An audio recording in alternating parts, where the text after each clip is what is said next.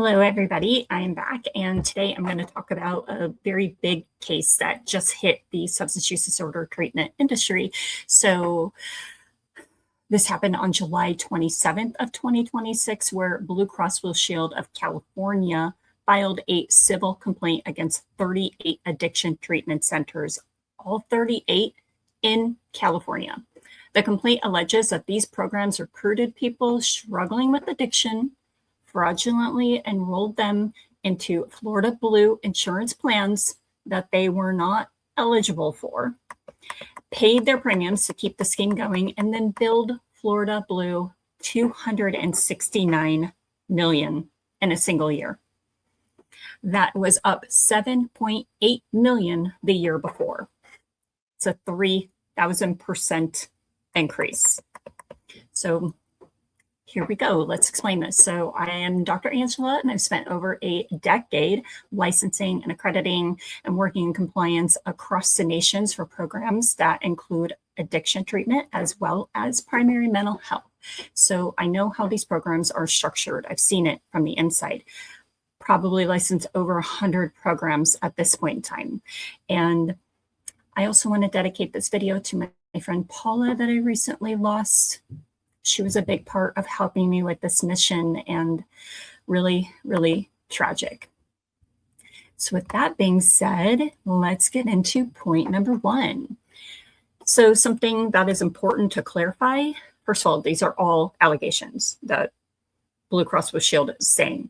Nothing has been proven. This is also a civil complaint, so it is not a criminal complaint. So this doesn't mean anyone's going to jail or anyone's arrested or even that they're true.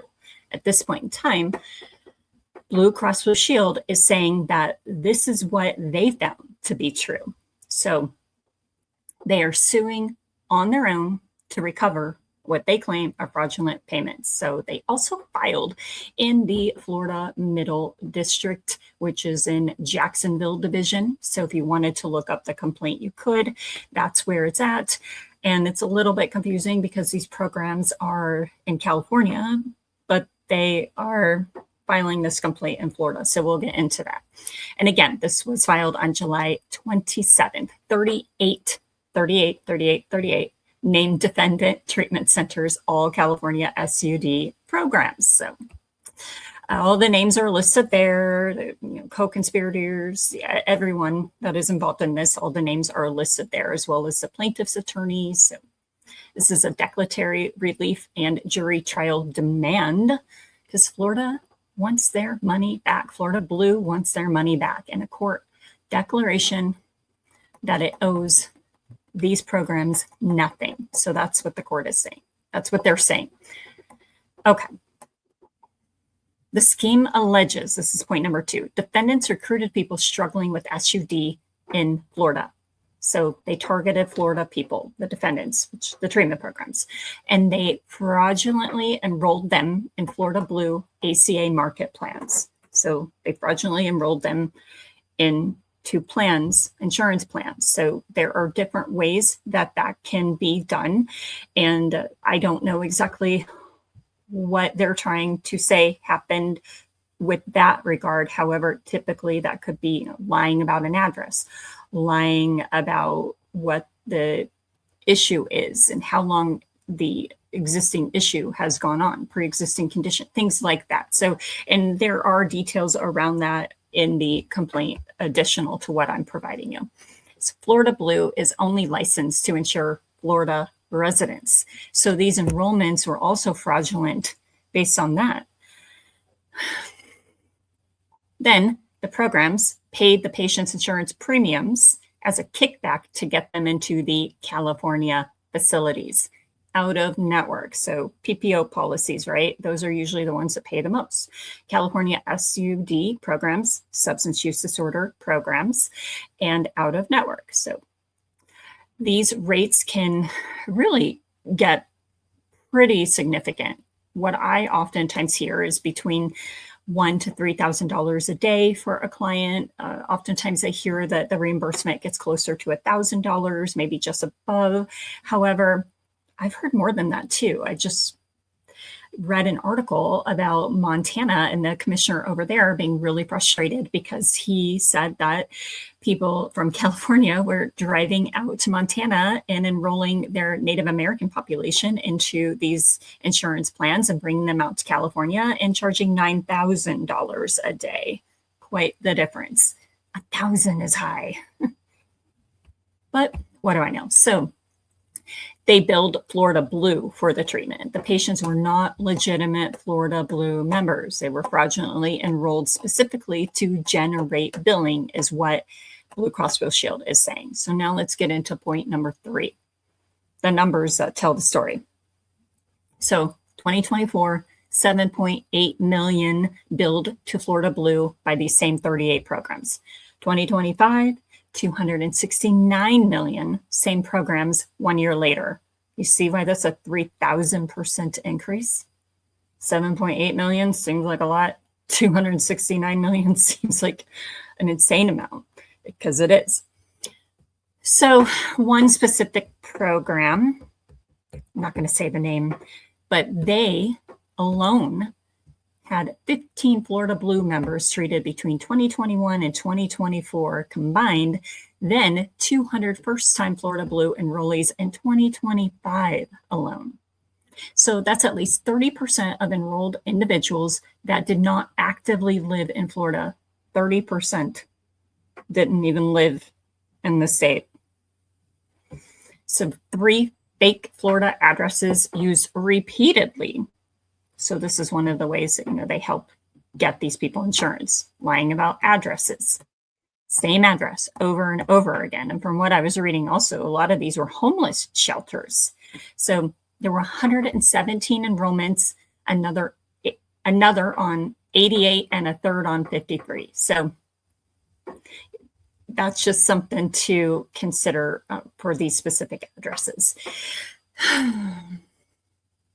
Yeah, some of these homeless shelters were in Tampa and Orlando. One debit card used to pay premiums for 75 different people. One credit card, 75 different people. Wouldn't you think the 75 people would have their own credit card? One bank account used to pay premiums for 74 different people. I mean, that kind of says a lot too, right? Of 1,300 members treated at defendant California facilities, almost 300 treated at more than one defendant facility. One individual treated at 7 different defendant facilities. One treated at 7. I mean, come on. If they're having to go to 7 of your facilities, are you monitoring clinical outcomes? Are you doing anything to improve that? Because I would hope so. And were they there at the same time, or were they there at different times? I'd like to know that. Point number 4, what this looks like from the inside. This is an ACA fraud playbook. So exploit the marketplace, enroll people with lucrative out-of-network plans, bill at maximum rates. What I often say is you change the hustle, right? Maybe if someone used to hustle with drugs or money, and now they're hustling with insurance companies and the money from that.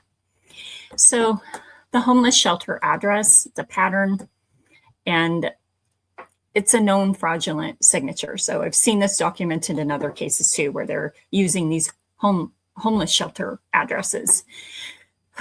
Paying patients insurance premiums as a kickback is explicitly prohibited. It's a form of rumination under ECRA and other fraud statutes. As you can tell, I'm reading my notes, I'm sorry. Shuffling one patient through 7 different defendant facilities, it's not treatment, that's revenue cycling. I mean, is that treatment? Again, back to clinical outcomes. I'd like to see your measurements. What are you doing to improve? Because clearly this is an issue. And I understand that there are people that go into treatment several different times. I have heard people, I know one person went 14 different times. That's a big problem too. Sometimes that happens. However, this issue mixed with so many different other issues, kind of crazy. So the 3,000 billing increase in 1 year, it's not organic growth. I mean, come on. It's coordinated schemes scaling rapidly if this is true. The Florida Blue caught it because the pattern I mean, this was just impossible to miss. So when they get greedy and they just decided to not even care about trying to cover things up, they got away with it for so long. They thought they could continue, but they were already out. Blue was already out 269 million by the time they filed this. That's so much money. I mean, that's just absolutely insane. To 38 different facilities. Point 5, why this matters beyond the Florida Blue. This is an insurer fighting back civilly, not waiting for the Department of Justice to act. We are going to see more of this. Insurers have fraud detection units, and increasingly they are filing their own lawsuits rather than just referring to law enforcement. California programs billing Florida insurance. This is a geographic arbitrage model that Florida Shuffle pioneered, now operating in reverse. Isn't that interesting? So a lot of this used to happen down in Florida, and it might still be, but it's really a lot happening out here where I live in Southern California. So the ACA marketplace is a mechanism. Open enrollment creates access to insurance for people who won't otherwise qualify.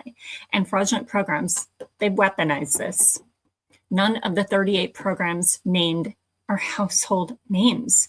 These are small to mid-sized California SUD programs operating under the radar. I commonly see this. If somebody has no presence online, or if they have no outreach, like people going out in the community and trying to drum up business, or if all of their clients have the same insurance from the same state, like those are typically red flags. So this complaint will trigger investigations. Most likely that's going to happen. Oftentimes civil cases could be used to help a criminal investigation if it ends up going down that route. So yeah, well, that's it. A 3,000% increase in billing in 1 year. Fake Florida addresses on homeless shelter buildings. One debit card paying premiums for 75 different people. This is not sloppy compliance. This is a coordinated fraud operation, if true. And Florida Blue documented 57 pages filed for, well, July 27th of 2026. So I will be back with another video, which is going to be on Tuesday again. Thank you so much for watching. See you next time.